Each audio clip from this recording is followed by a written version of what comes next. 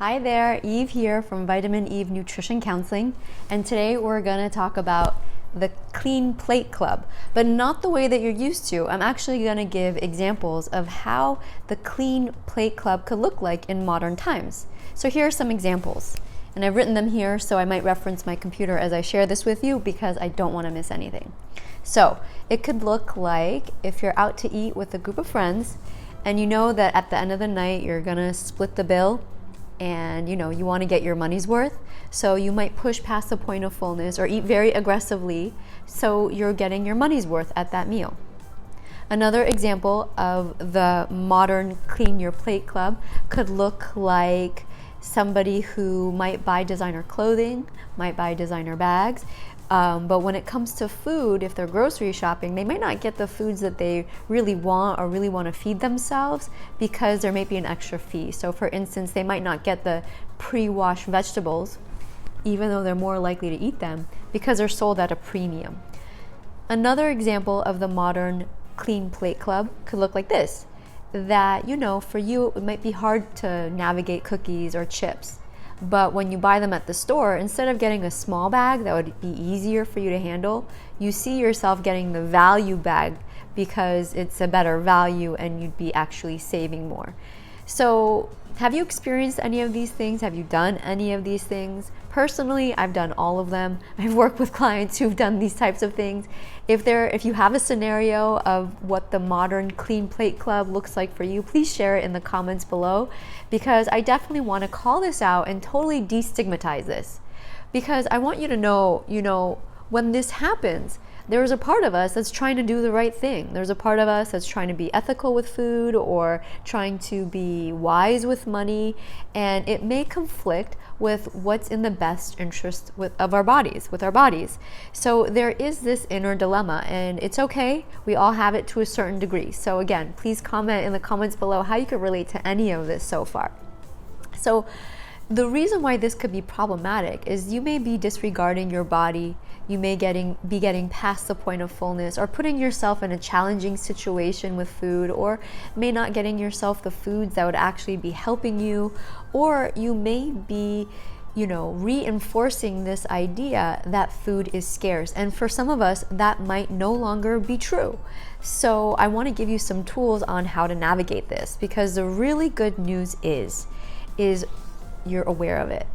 You're listening to this conversation, so hopefully you could see things differently now.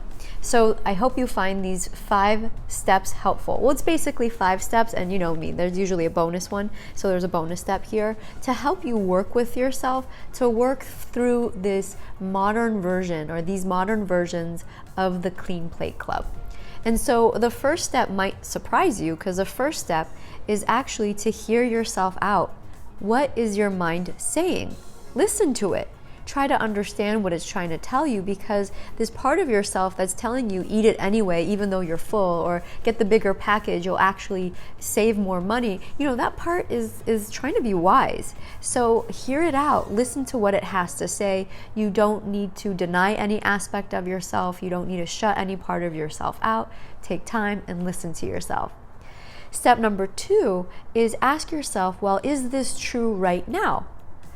Is what your mind telling you, is it relevant? Is there any merit to its argument? Really hear yourself out and ask yourself, is this true? Is food really scarce? Is this really gonna save me money? Is this really an effective way to work within myself? Is this really gonna help me? So you wanna get clear on that. The third thing you want to do is check in to ask yourself, are there any beliefs that need to be updated?